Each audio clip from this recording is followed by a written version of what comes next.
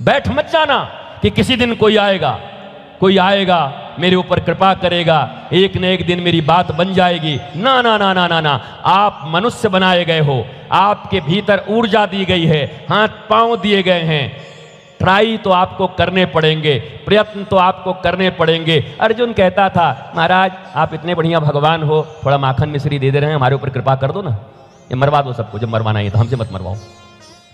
गीता में कह रहे हैं हम मार रहे हैं, महाराज आप ही मार दो, भगवान हो, हम भोग लगा देंगे बुधवार को माखन मिश्री। भगवान बोले एक झापड़ मारूंगा, भोग लगा दूंगा। बोला पीताम्बरी चढ़ा दूंगा, महाराज कुछ काम कर दो। महाराज कहो तो आपका उपवास कर लेता हूं। भगवान बोले ये सब धंधेबाजी से काम नहीं चलेगा, उपवास कर लूंगा, पीताम्बरी चढ़ा दूंगा, मोर का पंख चढ़ा दूंगा, सोने का तितली लगा दूंगा और ये ला करके गहना चढ़ा दूंगा आपको, और आप हमारा काम कर दीजिए। सुन, अभ्यास और वैराग्य, तुझे ही अभ्यास करना होगा। आपके विवेकानंद जी इसी बंगाल के कहते हैं प्रैक्टिस मनुष्य को परफेक्ट बनाता है, प्रैक्टिस ही आदमी को परफेक्ट बनाता है। भगवान श्री कृष्ण की ही ये वाणी है। भगवान कहते हैं अभ्यास करना होगा और वैराग्य के साथ रहना होगा, तुम्हारे काम हो जाएंगे। अर्जुन कह रहे हैं बार बार आप भगवान हो, मदद कर दो, मदद कर दो, आप चाहो तो क्या नहीं कर सकते। जैसे आप सब गाते रहते हैं, वो श्याम बाबा का भजन होता है ना कि कहीं से एक लिफ्ट करा दे, मोटर कार ला दे, बिल्डिंग बनवा दे, रातों रात हमको खड़ा कर दे। हमको तो समझ ही नहीं आता। ठाकुर जी वही है कि बदल गए हैं? वो इतने कठोर ठाकुर जी हैं। वो अर्जुन जैसे रात दिन साथ रहने वाले को कह रहे हैं धंधेबाजी मत सिखा मुझे।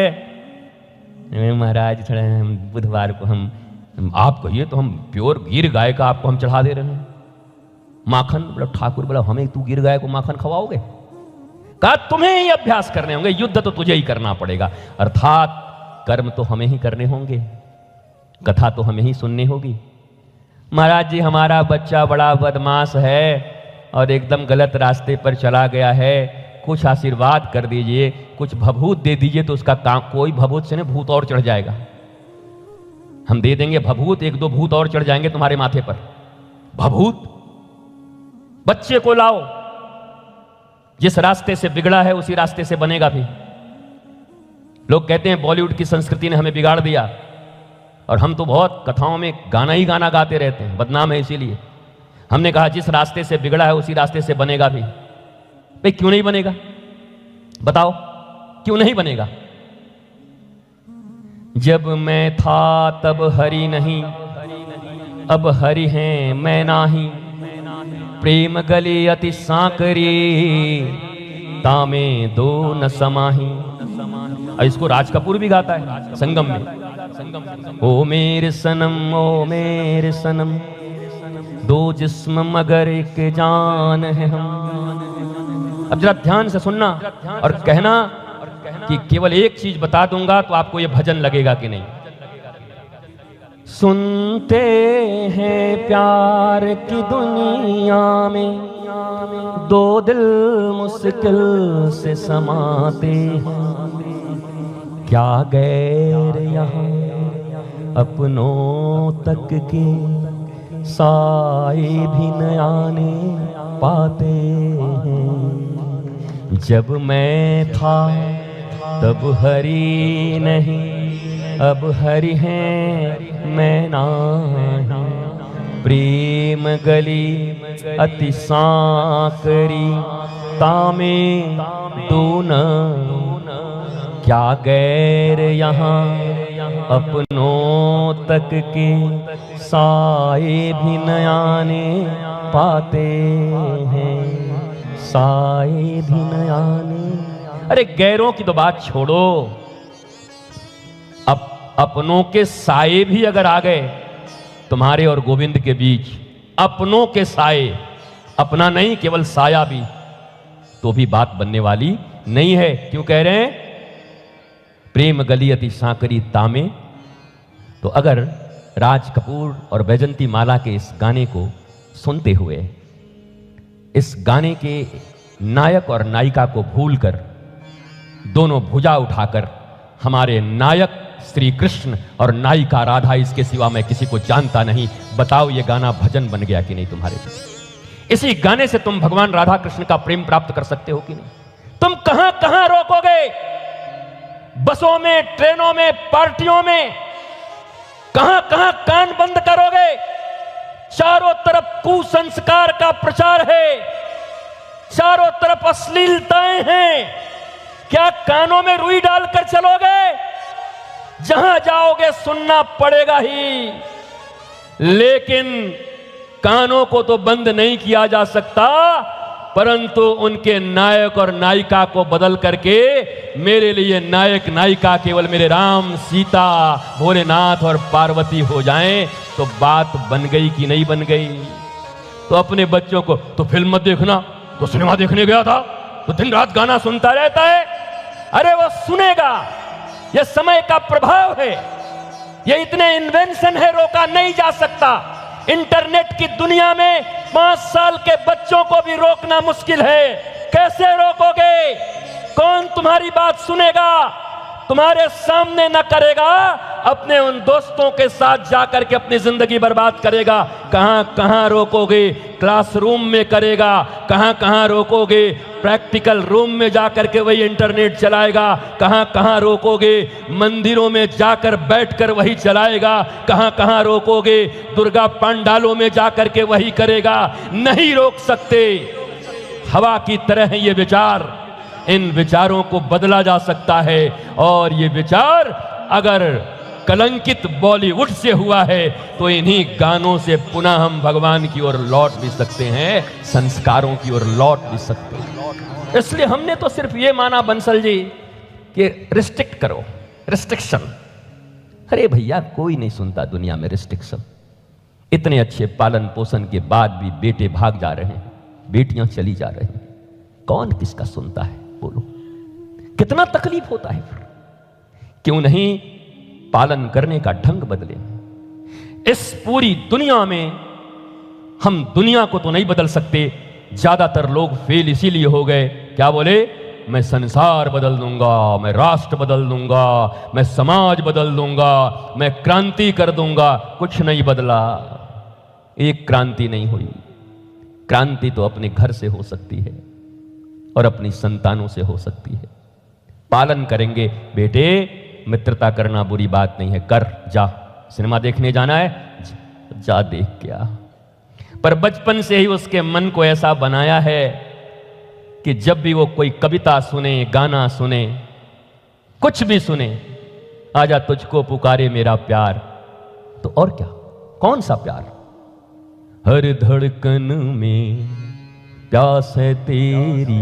अब बताओ, ये धड़कन एक ईश्वर को छोड़, हंसो मत, listen me, I am not नाटककार एंड एन एक्टर। मैं बहुत अच्छे से आपसे बात कर रहा हूं। बोलो, इस धरती से उस अंबर तक मेरी नजर में तू ही तू है। ऐसी कौन सी पर्सनालिटी है जो इस धरती से अंबर तक है? एक उस परम पिता परमेश्वर को छोड़कर कोई है? अगर बचपन से अपने बच्चों को यही संस्कार दे कि धरती, आकाश, तीनों लोक, 14 भुवन में केवल वही हैं, धड़कन बनकर वही धड़क रहे हैं, श्वास बनकर वही आ जा रहे हैं, तो बस करना तो इतना ही है, अमिताभ और रेखा को आउट करो और राधा और कृष्ण को अपना नायक नायिका मान लो। हर गाने तुम्हारे लिए परमात्मा के प्राप्ति के मार्ग बन सकते हैं। नहीं रोक सकते बाकी काम। तुम सोच रहे हो कि आलिया भट्ट को देखने से रोक देंगे, नहीं मानेगा वो, तुमको देखना छोड़ देगा। और हम तो आपसे ये भी पूछते, आप सब माता पिता हैं, आप कितने असफल माता पिता हैं? आपके बेटे बेटियों के मोबाइल के कवर पर फोटो किसके लगे? ढूंढो एक बार, देखो। बोलो, जन्म तुमने दिया, पिता तुम हो, मां तुम हो। मैं तो भारत के माता और पिताओं का उस दिन विजय मानूंगा और संस्कार और संस्कृति का, जब उनके मोबाइल के कवर पर किसी आलिया भट्ट और भट्ट का फोटो नहीं होगा, बल्कि कोई पूछेगा कि who is your best actor and आपका नायक और हीरो कौन है, तो बोलेगा माई फादर इज माई नायक, माई मदर इज माई नायिका। उनसे बड़ी मेरे लिए नायिका कोई नहीं है। उनके मोबाइल कवर पर वो लगे होंगे जिसमें, कहां है तुम्हारे बेटे बेटियों के मोबाइल कवर पर? एक तरफ रामचरितमानस ये सिखा रहा है कि प्रातः काल उठ के रघुनाथा, माँ तो पिता गुरु ना वही माथा। हाथ उठाने में संकोच कर जाओगे अगर पूछ दूंगा, झूठ तो बोल नहीं सकते यहां बैठ करके।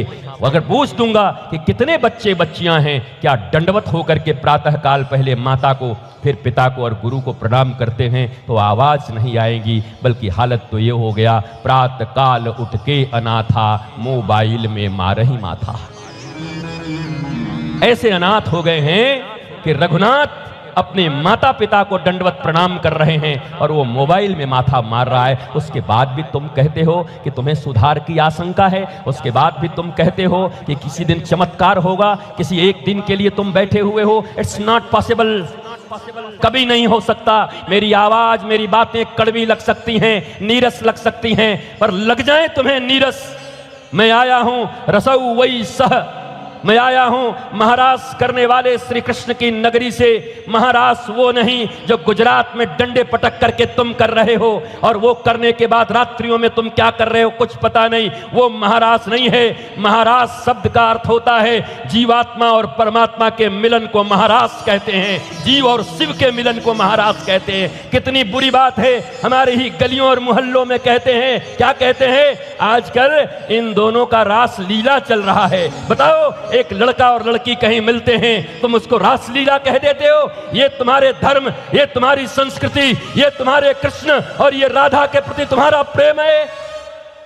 कैसी भाषा बिगड़ गई तुम्हारी, कैसे तुम्हारे संतानें तुम्हारे भगवान को गाली देने लगे। शर्मा जी की बेटी और वर्मा जी के बेटे के बीच रासलीला चल रही है। ये रासलीला है। जिस रास के संबंध में कहा जा रहा है, उस जीवात्मा का उस परम परमात्मा के साथ मिलन के समय को ही महारास कहते हैं। वो आत्मज्ञान का पल होता है। भगवान कृष्ण का नाम है रसौ वैशः, वही रसराज हैं। उन रसराज से मिलने की प्रक्रिया को महारास कहा जाता है। भगवान अपिता रात्रि शरदोत्तफल्ल मल्लिका वक्षरंतुम मनश्चक्रे योग मायामुपाश्रिता, ये महारास है। पर हम रासलीला के नाम पर क्या कर रहे हैं? रासलीला शब्द का प्रयोग हम कहां कर रहे हैं दैनिक जीवन में? जब भगवान कृष्ण के प्रति ऐसे शब्दों का प्रयोग हम कर रहे हैं, तो उनके प्रति हमारी आस्था कैसे होगी, वो हमारे आइडियल कैसे बनेंगे? जब हमारे मन में ये बैठा हुआ है राधा और कृष्ण का रासलीला, जब ऐसी वासना तुम्हारे मन में बैठी है, ऐसी कामना तुम्हारे मन में बैठी है अपने ईश्वर और आराध्य के प्रति, उसके बाद भी पूजाएं कर रहे हो और सोच रहे हो कि एक दिन तुम्हारे जीवन में कोई परिवर्तन होगा, एक दिन कृष्ण तुम्हारे ऊपर कृपा करेंगे, एक दिन राधा रानी की अविरल धारा प्रेम की तुम्हारे जीवन में प्रविष्ट होगी। It's not possible, quite impossible, कभी नहीं हो सकता। इसलिए विचारधारा बदलनी होगी, कथाओं के ढंग बदलने होंगे। न बजे ढोल नगाड़े, बजेंगे आधे घंटे बाद, अंत में खूब 1 घंटे नाच के जाइए, आधे घंटे नाच के जाइए, पर सीखिए धीरे धीरे। जब भगवान श्री कृष्ण की सबसे दिव्य कथा परीक्षित को सुनाई जा रही है सुखदेव जी के द्वारा, तो सुखदेव जी ने डांटा, ऐसे हिल रहा है। 4 चीजों को कहा, जितेंद्रिय, जितश्वास, जितसंग। पहले जितेंद्रिय बन जा, जितासन बन जा, जितश्वास, कथा सुनने के अधिकार। ये 4 चीजें जिनके पास है वही सुन सकते। 5 बार में 40 बार जिनको पांव बदलने पड़ते हैं, 36 बार जिनकी आंखें इधर से उधर जाती हैं, 45 बार जिनका कान पीछे कोई बोल रहा हो तो क्या बोली बहन जी, तुम्हारा कान यहां माइक से बोल रहे हैं वो नहीं सुनाई पड़ रहा है तुमको, अब बहन जी बोल रही हो सुन ले रही हो तुम। ये कथा सुनने आए हो, ये कथा के प्रति तुम्हारा प्रेम है। गोपियां कहती हैं कि एक तरफ श्री कृष्ण हो और एक तरफ श्री कृष्ण की कथा हो, तो श्री कृष्ण पूछते हैं किसको अपनाओगी, और श्री कृष्ण ऐसे ऐसे हैं हमारे बारे में ही बोलेगी। गोपियां कहती है तब कथा अमृतम तप्त जीवनम कभी विरीडितम कल्मषापहम श्रवण मंगलम। सुनो, एक तरफ तुम रहोगे, तुम तो भगोड़े हो, जेल में जन्म लेते हो, भाग जाते हो यशोदा के पास, 11 वर्ष में फिर भाग के आ जाते हो मथुरा, मथुरा से भाग के चले जाते हो फिर पर्वत पे, वहां से द्वारिका, और द्वारिका से भी सबको इधर उधर करके फिर निकल लेते हो, तुम पे कौन विश्वास करेगा? बोला फिर? बोला तुम्हारी कथा पर हम ज्यादा विश्वास करती हैं, तुम्हारा गुणगान सुनती रहेंगी, तो तुम भले ही बांके बिहारी के पास मैं न पहुंच पाऊं, भले ही अवध बिहारी के पास मैं न पहुंच पाऊं, पर उन्हीं बांके बिहारी को अपना हृदय बिहारी बना करके हृदय में तो रख ही सकता हूं। मुझे हृदय बिहारी बनाना है। उन बांके बिहारी के दर्शन तो संभव नहीं भी हो सकते हैं, भीड़ भी हो सकती है। शरीर एक दिन जब चूक जाएगा तो कैसे जाओगे? फिर तो बाथरूम जाना मुश्किल पड़ेगा, वॉशरूम नहीं जा सकते, तब तीर्थ यात्राएं कैसे करोगे? तब कैसे जाओगे पूजा करने के लिए? एक गिलास पानी ऐसे उठाओगे तो ऐसे गिरेगा, नाक में जाएगा कि मुंह में पता नहीं। तब कैसे करोगे शुद्धियां? तब कैसे करोगे इतनी पूजाएं? इसलिए समय रहते, युवावस्था रहते, उन बांके बिहारी को अपना हृदय बिहारी गुरुदेव की कृपा से बना लो, ताकि वो हृदय में ही विराजित हो जाएं। हम जहां जाएं बांके बिहारी हमारे साथ रहें। क्यों नहीं बना लेते? क्यों नहीं कर लेते? और ये जब तक परिवर्तन नहीं होता, कथाओं में बैठो तो ऐसे बैठो, नाव ज्यादा अच्छा है, पर 10-5 लोग बैठो, पर बैठो तो ऐसो जितासन, जितासन, आसन जीतो। पहला तो आसन जीतो। कथा सुनने का पहला नियम जितासन, आसन जीतना है। हम तो बंदर हैं, आसन जीतेंगे। आसन जीतने का मतलब केवल शरीर का आसन ही नहीं, पहले तो शरीर का आसन ही नहीं जीत पा रहे हो। आसन जीतने का मतलब आंखों का आसन। आंखों का आसन अभी कहां होना चाहिए? ये व्यास आसन। कानों का आसन क्या होना चाहिए? इस व्यास आसन से निकली हुई दिव्य भगवान की कथाएं। आंख, कान, नासिका।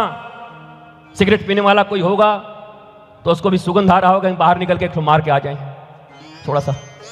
कोई जर्दा खाने वाला होगा तो चले गए गुटखा खा के आ जाते हैं, कोई पान खा के आ जाते हैं। तो आपने आसन नहीं जीता, बैठने का, आंखों का, कानों का, नासिका का, जिह्वा का। कितने लोग भचर भचर किए जा रहे हैं अभी भी। यहां देखो बैठ करके व्यास आसन से यहां कथा चल रही है बगल में और बहू आ गई, हाँ बहू आ गई, लती आएगी तुमको अब कुछ दिन के बाद, तैयार रहना, बहू आ गई।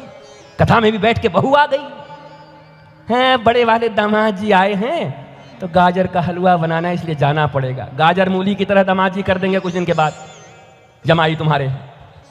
तुम्हें कथा का ही मूल्य पता नहीं, भगवान का ही मूल्य पता नहीं। पैसे ने ऐसा तुम्हारा बुद्धि बिगाड़ा है कि तुम कुछ समझते ही नहीं। सब कुछ पैसे से खरीदना जानते हो, भगवान को भी पैसे से खरीदना जानते हो। दर्शन पैसे से कर लेते हो, जा करके वीआईपी दर्शन कर लेते हो तो लगता भगवान बिक गए। कोई भगवान नहीं बिका तुम्हारे इस वीआईपी दर्शन से। भगवान किसी के प्रभाव में नहीं आने वाला। दुर्योधन के सभा में जाकर के जब भगवान ने सिखाया, उल्टा पलटा बोला, अरे खा लो, अरे 56 भोग कर लो, जीवन में कुछ खाया नहीं, खट्टे छाछ खाते थे। ऐसा मूर्ख आदमी सोने के नगरी के राजा को ऐसा बात बोलता है, पागल आदमी। भगवान जब बाद में गंभीर हो गए, सुन दुर्योधन, कोई भी व्यक्ति किसी के यहां केवल 2 ही अवस्थाओं में खाता है, या तो अभाव में हो या प्रभाव में हो। अभाव हो तो चाहे भिखारी हो, रोटी नहीं है, भूख लगी है, तो कोई गाली भी दे तब भी कहेगा दूर हम मस्टंडे हो गए, कुछ कमाता नहीं है, ले जा। उसको भूख लगी है, वो रोटियां लेकर के खा जाएगा, क्योंकि उसके जीवन में अभाव है। प्रभाव क्या है? प्रभाव ऐसा है कि आपने घर में बहुत भोजन कर लिया है, इतना खा लिया है कि पत्नी ने एक लड्डू लास्ट में दिया, बोला क्या मरवाएगी, मर जाऊं खा के, उल्टी कर दूं। पर गए और चीफ मिनिस्टर साहब से मुलाकात हो गई। चीफ मिनिस्टर ने कहा कि एक लड्डू खा लीजिए, ऐसे करके। अब चीफ मिनिस्टर ने लड्डू दिया है, प्राइम मिनिस्टर ने लड्डू दिया है, तो अभी पत्नी तो दे रही थी तो उल्टी आ रही थी, तो बहुत अच्छा लड्डू है, भाभी जी बनाई है क्या? प्रभाव में लड्डू खा गया। भगवान श्री कृष्ण ने कहा, सुन दुर्योधन, मैं लक्ष्मी का पति हूं, लक्ष्मी मेरे चरण दबाती है। जिस लक्ष्मी के पीछे सारी दुनिया भाग रही है वो मेरे चरणों को दबाते हुए बैठती हैं, इसलिए अभाव तो मुझे है नहीं। और तू अपने भाइयों की संपत्ति लूट कर बैठा है, इसलिए तेरा कोई प्रभाव भी मेरे ऊपर नहीं है। तो महाघोर कलंकी आदमी है। और अंतिम बात सुन ले दुर्योधन, मैं नारायण श्री कृष्ण हूं, ना अभाव में खाता हूं ना प्रभाव में खाता हूं तो भक्त के भाव में खाता हूं, जिसका सर्वथा अभाव तेरे भीतर है। इसलिए विदुर के पास जा रहा हूं और केले के छिलके खा के आ रहा हूं। विदुर के पास चले गए, केले के छिलके खा के आ गए। अब तुम भगवान को प्रभुत्व से पाना चाहते हो, गुरु को तुम प्रभाव से पाना चाहते हो, संतों को तुम प्रभाव से पाना चाहते हो। क्या हो गया तुम्हारी बुद्धि को? भारतीयों, तुम्हारी बुद्धि विकृत हो गई। तुम टेंट खरीदते, तुम कुर्सियां खरीदते, तुम सोफे खरीदते, तुम संत भी खरीदने लगे, संतों को भी खरीद कर बुलाने लगे, दाम लगाने लगे। तुम्हारी ये भाषा हो गई। अच्छा, ये कितने में आए थे? बड़े बड़े लोगों की क्या है, ये कितने में आए थे? ये हम बुलाएंगे 50 लाख वाले को। हो गया 50 लाख में बुक करके ले आया। अच्छा, चटर्जी बाबू ने 50 लाख वाला, तो अब हम हैं दनोदिया, हम लाएंगे 1 करोड़ वाले। महात्मा ला रहे हो कि पुतले ला रहे हो? गुड्डे गुड़िया खरीद रहे हो? तुम्हारी हस्ती बढ़ गई है। और जरा सोच लो, श्रीमन महाप्रभु इसी बंगाल की धरती से, और वो कहते हैं विद्या वधु जीवनम, विद्या कैसी होती है? हमारी माता सरस्वती हैं, या तो पुत्री की तरह है, न मां बेचा जाता है और न कभी पुत्री को बेचा जाता है। माता और पुत्री को तो रक्षा की जाती है और उनको प्रणाम किया जाता है। तुम बेच क्यों रहे हो? तुम खरीदने के लिए क्यों इतने उद्धत हो? जाओ किसी संत के द्वार पर कथा करने के लिए और उन्हें प्रणाम करो, उन्हें निमंत्रित करो, और निमंत्रित करते समय और उन्हें कह दो, अगर मामला लेन देन का हो, मैं व्यास पीठ से कह रहा हूं और यही कह कह के आज तक जिंदा हूं, ये कह रहा हूं, अगर लेन देन की बात हो प्रणाम करो, और अगर वो कहें कि मैं पेड़ के नीचे भी कथा करने को तैयार हूं, तुम करो, मैं बनवासी कल्याण आश्रम के लिए कर रहा हूं। अभी नीचे मैं कोई नाराज नहीं हूं। हमारे कहां गए वो? मैं बिल्कुल नाराज नहीं, बस वो उद्घाटन था, मुझे लगा मेरी जरूरत यहां नहीं है, इसलिए मैं ऊपर आ गया। वो हो गया, वो विराट कार्य के लिए हो रहा है। मेरी 7 पीढ़ियां भी प्रणाम करें, जो लोग ये काम कर रहे हैं, जो लोग ये रथ दे रहे हैं, जो लोग ये रथ ले रहे हैं और जो ये रथ चलवा रहे हैं, वनवासियों का कल्याण कर रहे हैं, 100 बार उनको प्रणाम है। बस मैंने अहंकार का प्रतिकार किया कि अगर धन आंखें बंद कर दे रही है तो कम से कम मुझे वहां खड़ा नहीं होना चाहिए, इसलिए मैं ऊपर आया और आपने उसका उद्घाटन किया। और मैं कृतार्थ हूं कि कितने वनवासी बच्चों का मंगल होगा, कितना प्रचार होगा, कितना प्रसार होगा। इस हमें यह करना।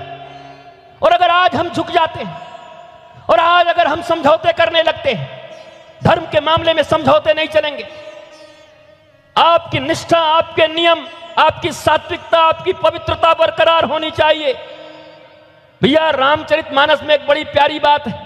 अगस्त जी के शिष्य हैं सुतीक्षण जी महाराज, तो बड़ा महाराज पूजा पाठ किए, कहा भाई कुछ वरदान मांग लो, तो कहा महाराज मुझे अहंकार दे दो। बोले ये पागल आदमी लगता है, दुनिया में कोई भगवान आ जाएं, गुरु आ जाएं, तो लोग कहते हैं महाराज जी हमारा सब अहंकार सब मिटा दीजिए, क्रोध मिटा दीजिए। इतने बड़ा शिष्य, इतना बड़ा महाराज सुतीक्षण जी महाराज, बोला हमको अभिमान दे दो। बोला बुद्धि ठीक है तुम्हारी? बोला हाँ बिल्कुल ठीक है, दे हमको अभिमान, हमने पूजा किया है।